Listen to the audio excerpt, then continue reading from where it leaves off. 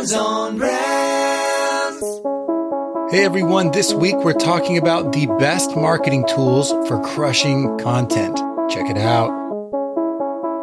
In a world where advertising is ignored, business is exposed, and the only constant is change, how do you build a brand that matters? Welcome to Brands on Brands on Brands, a home for those who think different and push their boundaries. This is where branding that matters lives. Now, here's your host, Brandon Birkmeyer.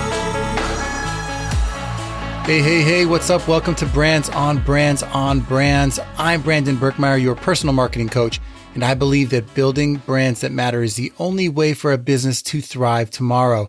Thanks for tuning in each week as we bring to you marketing thought leaders that are at the top of their game, the best authors and speakers on marketing and branding in the world. And also each week we are bringing you advice straight from me to you that I've learned not just from these thought leaders, but also from being in the world of marketing. And this week is no exception. Today we're talking about how to crush content with the best marketing tools around, tools specifically for content creators, people who are out there producing podcasts and videos for YouTube and writing blogs, the tools you'll need to turn that piece of content you create into hundreds of other pieces of content, and how to do that in a way that doesn't drown you, doesn't become more than you can handle. So that's what we're talking about today. Before we jump into that, as always, if you guys want to download the notes from this show so you don't have to write all these tools down, you can just go to brandsonbrands.com/notes to download the notes for the show so you don't have to list all these things. If you're driving, I know sometimes you're on the road, you're at the gym, whatever it is, you can get the notes there with a list of all these tools for you. So without any further ado, let's jump into it. Brands on Brands. All right, let's get into how to use the best marketing tools out there to crush content. Right now, there are plenty of content creators out there who I feel like are missing the boat because they haven't developed a system for turning the content they create into a marketing system, a marketing machine that benefits their business. And what I mean is you put all this effort into creating content, but how much effort have you put into building a system that turns that content you create into lots more pieces of content you can use on a daily basis to reach more of your audience and affect them in different ways and engage with them? So yes, we are talking about how do you create highlight content that after you create the pillar content for your business, which we've talked about in previous episodes, after you create pillar content, how do you extract from that pillar content the highlights that you will need to talk about your business? Highlights can be anything from little clips and snippets to memes to little verbal cues, whatever the things are, little jokes or quotes or quotables, all those things. How do you pull them out and extract them in a way that doesn't kill your time in the day, that actually amplifies your time? So today we'll talk about the system for that, as well as the tools that you can use to crush that content. So in the first kind of steps I want to walk you through, we're going to talk about how to find those moments, find those highlight moments from your content, how to systemize the process of creating those moments, and then how to actually extract them, how to create them. So finding the moments, systemizing them, and then creating them. And we'll jump into some tools as well. And with the tools, there's a lot of tools listed in this episode. I won't dive into how to use them all or the pricing or anything like that, but I will let you know the tools that are out there that you can look into for your business. So let's jump into finding it. How do you find the right highlights with your content? Now, you can design that ahead of time. You can go out there and list, write down before you ever record something. Here's something I want to make sure I call out, or something I want to make sure I say that I can look for later as a highlight. You can do that. But for most of us, a lot of your highlights are going to happen organically. You're going to get out there, you're going to create, you're going to record something, and then you're going to have to go back and find that golden nugget of information. So the first step in that is figuring out, well, what does amazing piece of content in terms of a highlight, what does an amazing highlight look like? And to figure out what an amazing highlight looks like, I want you to think about a few things. In terms of the context of it, I want to make sure that the content itself is either intriguing, impactful, or is a piece of authority or has authority. So in that context, something that's intriguing, well, what is that? That's something that is driving curiosity. That's something that if you are saying something that is striking a chord with someone, it's making them think, I want to know more about that. I want to know what the next step is. And creating that intrigue is all about knowing what your audience wants and likes and might need as a next step. And then saying, hey, I might have this thing. Do you struggle with this problem? I might have a solution for that. Or teasing them with someone who's already found success, whatever that thing is. Creating intrigue allows people to want to know more about what the rest of the episode was. So creating a highlight in that way helps you drive people to your episode. So that works with curiosity. And that's the emotion we're tapping into. The second highlight in terms of how do you find these highlights, look for something that has impact. In other words, it's tapping into an emotional cue for someone. It is a moment in the episode where you were very passionate about a moment or you were sharing something vulnerable. And you know that those kinds of moments resonate with people because you are finding common ground. So find a moment of impact that is connecting to an emotion. And the last one is finding a moment of authority.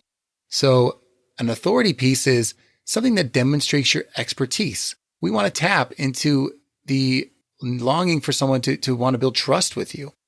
And to build trust, you might have to demonstrate your expertise, and that builds authority. So if you have a moment in your content where you rattle off a expert opinion on something that you know very deeply, that's going to help.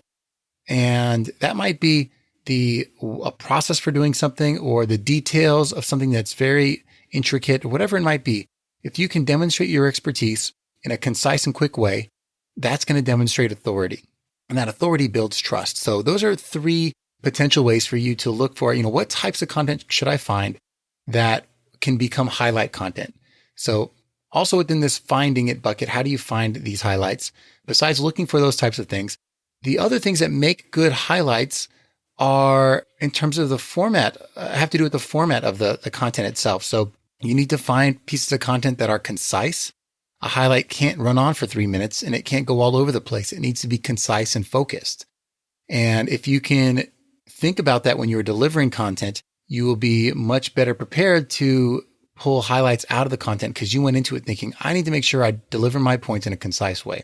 When you deliver an idea in a concise way, it resonates with your audience because it's focused, because it's clear, because they can understand it. That brings me to my next point. Anything that is clear makes a better highlight. If you can clearly convey your idea in a way that is pretty obvious to someone, they're not confused by it. You don't get too technical. If you can keep it simple and clear, it's more likely to make a good highlight because it's something everyone can understand without knowing a deeper meaning or having to pull out a dictionary or, have to read 3 books to understand it. So be concise and be clear. And the third is you have to build some relevance. You have to be relevant in the information you're communicating to that audience. So how do you become relevant? Well, if you understand your audience and you consistently deliver the same message every time in your content, you shouldn't by now know the things that should be relevant to those people listening. It's something that's going to be related to problems that they've expressed that they have that you've been trying to solve with these shows over and over again. So it needs to be relevant to them and to problems that they actually have.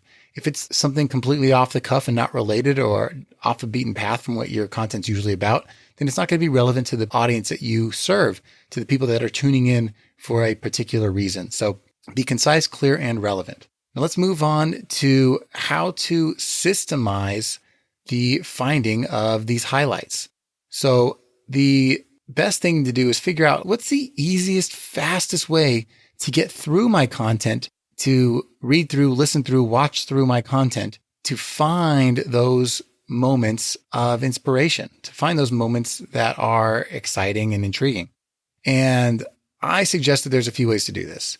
You either have to look at the way you're skimming the content, or you have to look at who can skim the content for you, to be honest. So let's start with, if you're doing this yourself, if you are creating content yourself, you're going to have to figure out, when I am in my own process, when or where is the best time to do this. If you are someone who edits their own podcast or edits their own video for their YouTube, that's a great time while you're in the editing process to make sure you're jotting down and noting timestamps where something resonated or stood out as a moment that was clear, concise, and hits all those points that we talked about. If you're the editor, you should be doing it at that time so it works within your normal flow and you don't have to go back and listen a second time. If you're already there reviewing the content, that's a great time to do it. If you have someone else who's helping you with the content, then have those people do that work for you. So if you have an editor who's editing your sound for your podcast or who's editing the video, have them do the same thing. Have them jot down, tell them you want 3 or 4 mentions and to describe to you the timestamps, or at least write out what those quotes were and send them to you so you can look through them and pick 1 or 2 that you like the best. The people who are already there reviewing the content should be the ones who are pulling out the clips for you, who are pulling out the quotes for you. They may not need to be the ones who are executing, turning that clip into something else, but they should be the one finding it. And then lastly, again, for whether it's you or someone else helping you, for me, there's something about the format of your content that makes it easier to find. Because sometimes an editor, to be honest, is moving through your content so quickly, looking for the things they're looking for, that they aren't actually listening to the words you're saying. So they may not find the best clips, or it may take them longer to slow down and look for it. And it's not their expertise. However, if you can somehow get your content into a written format, translated into a written format, it might be easier in that format to find highlights. For me, I can read and skim written text much faster than I can something that's audio or a video. So I like to make sure that I get my podcast transcribed so that I can skim through the reading. I can read through that quickly and skim through it. And very visually, within a few minutes, I go through all 10 pages of it and find the 3 or 4 areas and simply highlight them, the areas that I want to pull out as highlight content. So I'd recommend that for anyone. If you're in a video format, if you're a video creator and you upload into YouTube or whatever it is, that has some automatic transcribing that can happen there. And there's some other transcribing tools that can do that for you. But again, if you are a podcaster, this is where we'll start talking a little bit about tools. There are a couple of transcribing tools that can help you get it into that written format that should be able to help you. One is Rev, I believe, .com, but you just Google Rev transcript and you should be able to find that. Is a good tool that it not only transcribes your show, and I believe it's like $1 a minute or something like that. When you go to push play, you go to read the transcript, you can actually listen while reading, or you can go to areas that maybe the words were messed up and you can highlight the word and push play and it'll say the words to you while it's highlighting them that you're reading. So you can do both and kind of get through them quickly. So that's one great way to do it. Another tool that I prefer to that because of the cost saving is so great is Descript, Descript, Descript.com. Descript.com has a software that is a monthly service. I think it's $10 a month. And you can pull transcripts from that as well. And it does the same thing Rev does in terms of highlighting the words and you can listen to them. But also I can actually select sections of the text that I deem as highlights and it'll automatically pull them into a new composition that I can then export as a new audio file or a new text file. And that's huge for me. And I can find the timestamps if I have a video format and send those to the editors. And that saves a lot of time. So for me, I can pull 3-4 highlights from every show, put them into new compositions, and I'm done. And then I can just access that whenever I go into the next step, which is turning that extracted content into something else. So Rev.com is an amazing tool. Descript.com is an amazing tool. And I do want to mention there are some subtitling companies out there. One is called Quick.io, Quicc.io, and it adds subtitles to your videos. So if you're a video creator, it's an easy way to just overlay text on top of your video, overlay subtitles on top of your video. And it's not just boring looking text. You can play with the look of it too. And that's an amazing quick tool for doing that, hence the name Quick. And it is video forward. So it's, for the video creators out there, I know that there's a lot of people that really like that tool. So check that one out as well. Again, another great way to build that into your process. Something else that I want you guys to think about is when you are moving into that space, there might be some automation tools. And we'll talk about that next when we get into the creating of it part. But there's some automation tools out there that you guys can look into as well. So I want to step back before I dive into that, into the systemizing it section. The points I want you to take away from this are you have to look for what is the easiest, fastest way that you can skim through this content. And are you able to do that while you or someone else is already doing something else that they would have to do anyway? So find a complement or find a new way to move your content to a different format that is faster in terms of finding highlights. That's where you can start with that. And then let's move into part 3 here, which is how do you actually create that content? How do you create take those highlights and turn them into something else? So let's get into a bit of how do you extract, how do you format it, and then how do you distribute it? So in terms of the extraction, we talked about that a little bit. After you find it, you do have to find a way to put it somewhere else. And tools like Descript, like I talked about, can help you pull that piece out. But I also want to talk about some places you can put it. So, and some automation tools. So one is called repurpose.io. This is an amazing tool for taking already built pieces of content, whether it's full episodes or clips, and pushing them into something else. So the way that we use it for the podcast, or I use it for the podcast, is I can every week automatically, my RSS feed is uploaded. So my podcast is automatically feeding content into this website. And every time there's a new episode, it automatically translates that episode into a new video audiogram, which is just a graphic with a wavy line on it, a waveform on it, and my entire sound below that. It does that automatically for me every week. And it pulls in my show notes into the text of it, and it can post that. It can just download that to a folder for me, whether it's through Dropbox or Google Drive, or it can upload that straight to YouTube. It does all that automatically, or I can save it and do it manually, and I can go in and click so that it doesn't just do it without my knowledge. But what a great automation tool when it does that for you automatically every time. That's repurpose.io. Check that out, because it doesn't just do the full episode. You can also go in there and select clips from your episodes and have pre-formatted clip videos. So for example, I can do an Instagram 1-minute clip. I can set it to say 1 minute in a box format or 1 minute in a rectangle format, horizontal or vertical, and it'll automatically translate those from audio into an audiogram or something else. And it can do that with video too. If you have a video clip, you can pop clips in and it can automatically convert them in whatever way you need and post them places. So I'd say it is built mostly for podcasters. It is, most of its functionality is built for an audio forward platform. So just know that going into it, but check it out.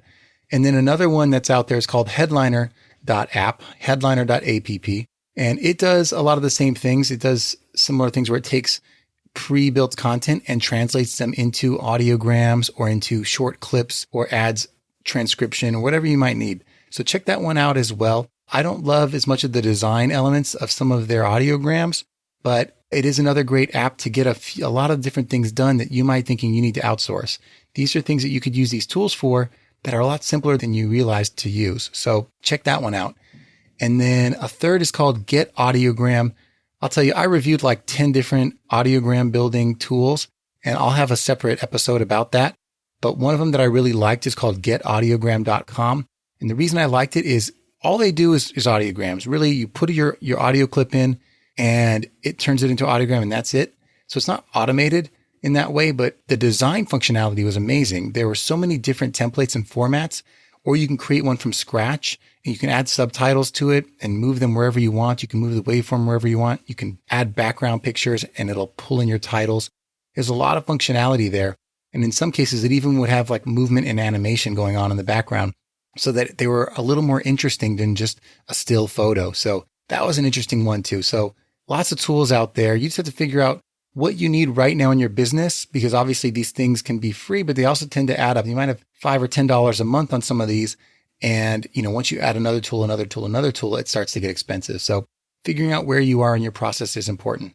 But these things are all there for you to help not only extract your highlights, but also to format them in a way that really makes them pop on the media platforms like social media channels and things like that. The other thing I would mention is if you want to get a little creative with what you're creating in terms of the format of it, there are amazing things that will take something and turn it into something else. So for example, if you have a video and you want to wrap it like you've seen it wrapped, and I'll tell you, trying to Google this stuff is impossible because you're like video headlines and video subtitles or video graphics, and you'll never find these websites. But if you want the thing that's wrapped, which is like the header and footer has a title on it in those Gary Vee style videos, one of the websites you can find is called Wrapper. It's WRAPR.com. And they do those kinds of videos. You pop in your video, they have pre-built wraps, and you can type in your headlines and it'll output videos for you. And it's a low monthly fee, or I think it's a low one-time fee, and you can have it for a lifetime. And tools like that, what turns a boring video into a very polished, professional looking piece of content very quickly, very simply. And another one that I thought was really interesting is called, it's lumen5.com, Lumen, Lumen, and the number 5.com. And you can put audio into this. I can upload my podcast automatically and it'll pull in every new show, and it'll turn those shows into slides. It'll take the words from a particular clip and it'll write them on top of an image, and it'll change the images over every 30 seconds or so with a new slide that it's pulling from stock images that you're allowed to use. So it turns your speech or your audio into a slideshow, a slided presentation, which is amazing. It's another new format that makes it more interesting than just a boring background. I haven't found ways that I love to use it, because for an hour show, it could get really long for a slideshow. But definitely for clips, if you find something that you want to turn into a video presentation with words on it, that's a great option for you. So I'm not going to get into all the video editing tools out there, because that's a whole other thing, how you create a video intro and things like that. But just know that Lumen 5 creates these slideshows for you and is a great, useful tool for you as well. That's a lot of tools. Again, guys, if you are interested in some of these, make sure you go and get the notes for today's show at brandsonbrands.com/notes. So you don't have to write all these down. It's a lot to Google. It's a lot to search for, but they're so useful. And then another thing I want you to think about is when you are getting this stuff built and distributed, you don't have to do this yourself. One of the best things that I've started to do to keep up with all this is get some help via graphic designers, writers, audio editors, video editors. I know that sounds like a lot of money, but for a small price, you can actually have someone working on your show every week for you. And the time that you're spending could probably be spent doing something better that you're more skilled at, that could help bring in money into your business instead of spending your effort in the business on things that are low quality skills. So, and I mean low quality for you, as in you're not the best graphic designer in the world. You're not the best writer in the world. Let those people do that for you. So if you want to find people like this, obviously there are freelancing websites. The couple that I like to use consistently, one is called upwork.com and the other is freeup.com. And Upwork is very project based. I love to set a project, find a bunch of freelancers, have them work through one project with me for a very small set price and see how they do. And guess what? If multiple of them are doing well, then now I have a group of people that I can access for projects I might need. And I can also outsource, I can refer those people to other friends of mine that might have the same problem. So it's great to have a pool of people to access. And an example is I needed some social media templates for my Instagram and Facebook feeds and LinkedIn too. And for a small price, I'm getting 10, 20, 30 different templates. And those are things I can use over and over and over again. And it's a quick thing. And I don't have to think about the design now. I can just pop in a picture, or I can ask them, to go in once a week for a half hour and pop photos and relevant titles into those so that I can just post them. And that's good because that helps me. And I can decide, do I want them to do that? Or do I want to do that and I want to hire someone to actually post them on social media? Picking the things that you want to spend time on is helpful so you don't have to spend time on everything. Another great one for me, honestly, the most important thing for me to hire has been a writer, because my important thing has been, okay, how do I develop a blog? How do I turn my show into a written format so that there's SEO value? So hiring a writer has been really important to take my transcripts and edit them into readable blog posts. And also those writers, while they're at it, can come up with show notes and catchy headings, and they can, while they're writing a blog, pull out quotes for me. So tackling a lot of barriers all at the same time. So I would think about getting a writer or an editor at least to go through and be able to build that stuff for you. It takes a lot of that brain work out of it. So you can just sit there and create and let them do some of that other work for you. And another great place that's kind of new that I heard about through listening to another podcast is called Acadium. Now, I can't vouch for this yet. I've signed up, but I haven't finished using it or started it. But Acadium is a site that you can go to hire an intern, basically. You pay a flat fee and you commit to giving an hour of your time a week, and they give 10 hours of their time a week and will do work for you. And it's such a low price. It's like $300 or something like that, $200 or $300 or $400 to get 3 months worth of work at 10 hours a week. Now you have to go through and vet the people. And that's what I'm doing right now is vetting the people, finding them and putting hours towards it. But I know some very credible sources that have used it that said it's worked well for them. So it might be hit or miss with the people, but that's what I'm working through right now. But imagine having an intern in your business, especially if you're a solopreneur or a small business owner. That's huge. That's huge. And the sourcing has been done for you. So check that out, acadium.com. That's acadium.com to help you with that. Let's get help in our businesses so we don't run out of time and hit burnout. Let's actually enjoy the work that we're doing. And coming to the end here, this has been a long episode, but the other thing, when you get to figuring out how are you after, this has been the creating it part of it. How do you extract it? How do you format it? How do you distribute it and get it out there? The last thing I want to say is entitling this episode even, that's one of the things that, we just, I think, take for granted. And guess what? The number one thing that people either read your email or choose your podcast to listen to or pick the video, or the video is found in search, or the article is found in search, or the podcast is found in search. The number one criteria for that happens to be your title. Obviously, you have to have some work to do in the content itself to help it as well.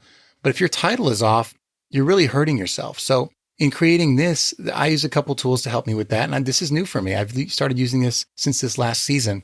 I use a tool called CoSchedule, coschedule.com/headline analyzer. They have something where you type it in and it gives you a score of how good your headline is. And your goal is to keep making it better and better. And they tell you why it's not good, whether you're not using enough energetic words, or it's boring, or it's too short or too long, or whatever it is, they tell you why. And if you're having trouble creating headlines to begin with, to even start with, there's another tool out there that will actually let you generate new headlines from scratch. And I don't have the title of that off the top of my head, but you can type in headline generator and there's a bunch of them that pop up. So play with those, see which ones you like. I don't have one that I recommend, but I do love the one that analyzes it after it creates it. So look at the headline analyzer from coschedule.com for sure. And then the last one is, all of this is great, but if you don't have the right keyword to start with, then what's the point of having a catchy title? So make sure you go to a site that looks at the search engine keywords and figures that out. One that I love right now that I'm using a lot is SEMrush, SEMrush.com. And I subscribe to it. I pay for that. And when you go to that, you can type in your keyword and it'll let you know if that keyword is something anyone's searching for at all. So for example, my topic today was supposed to be about highlight content. How do you create highlight content? No one is searching for the word highlight content. I mean, barely anybody, but more people are searching for the word repurpose. And then more people than that are searching for the word content marketing tools. So I had to keep switching the name of this podcast until I figured that out. And now this is about content marketing tools under the umbrella of I want to create highlight content. How do I do that? So, and then, I started with the question, how to create highlight content. And then I ran it through some of these creative ideas, these creative tools. And the thing that performed the best, one of the original ones, was the best content marketing tools to start using today. And I kept playing with it. And the one I settled on was the best marketing tools for crushing content. Obviously, that sounds a little more energetic, a little more interesting, and that's the one that won. So I put that out there. Hopefully it's been successful and there's a lot of listeners to this episode. But that's the process. And if you can put the effort into those steps, then you have more of a chance of taking this thing that you put all this effort into creating and having people find it, having people actually listen to it and subscribe it. Because what's the point of putting all this work into something if no one's listening, if no one's watching, if no one's reading? So these little extra steps, the switching your effort to the 80% of getting this stuff repurposed and distributed, I'd say is where your effort's better spent instead of the creating part. Obviously, you want to make it good. And if you want to have a good episode, a strong episode, and you want to design it strong from the beginning, make sure you listen to the first episode of season 3, which is episode 121 of the podcast. So you get a chance to download all my steps for creating a content marketing strategy top to bottom. But that being said, I hope you guys found these tools useful today.